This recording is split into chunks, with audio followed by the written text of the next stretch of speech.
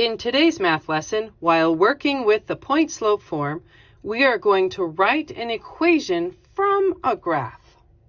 We have learned from previous lessons that the point-slope form is y minus y1 equaling m times the quantity of x minus x1, where y1, m, and x1 are all numbers, and the variables of y and x stay as variables in our equations.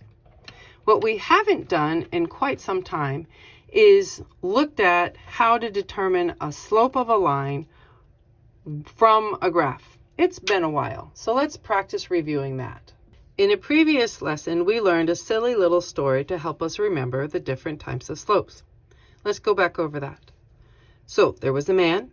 He was standing on the left side of a line. I don't know what happened, but he died. And when they say that when you die, you hear voices, you see a light, you follow your path. So that's what happened. He heard the voices, he saw a light, he followed his path up, up, up towards heaven. And as you go up to heaven, heaven is a positive experience. This is a positive slope. There was another man also standing on the left side of the line, and he also died. But when he heard the voices and he saw the light and followed his path, he went down, down, down towards hell. Those are the flames. And hell is a negative experience. This is showing us an example of a negative slope. Our third fellow, also standing on the left side of his line, he died, but he either believed in purgatory, so that he waited, and nothing happened, or waited for his family to pray him out, or he didn't believe anything happened after death, after life.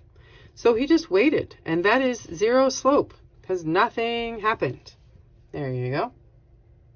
And finally, our fourth fellow, also standing here at his line, well, he died, and he heard the voices. He saw the light, and his voices went other places. He actually went up and disappeared into outer space with the aliens, who we all know are undefined. So we have a vertical line that is undefined. All right, with all of these slopes, we remember, especially when working with the positive slope and the negative slope, that you would need to find two clean coordinate points and then find your rise and your run from there. And that's something that we're going to review a lot in this lesson.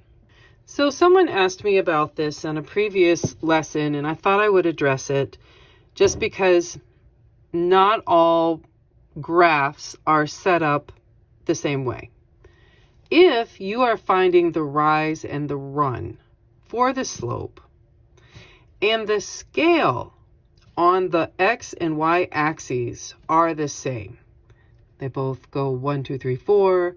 They both go 2, 4, 6, 8. They both go 5, 10, 15, 20. They both go 100, 200, 300. Whatever. If they are the same, then you can just count the boxes to get your rise and your run to find out how far we've traveled with that slope. But if the scale is different, x-axis to the y-axis, say one of them is 1, 2, 3, 4, while the other one is 5, 10, 15, 20.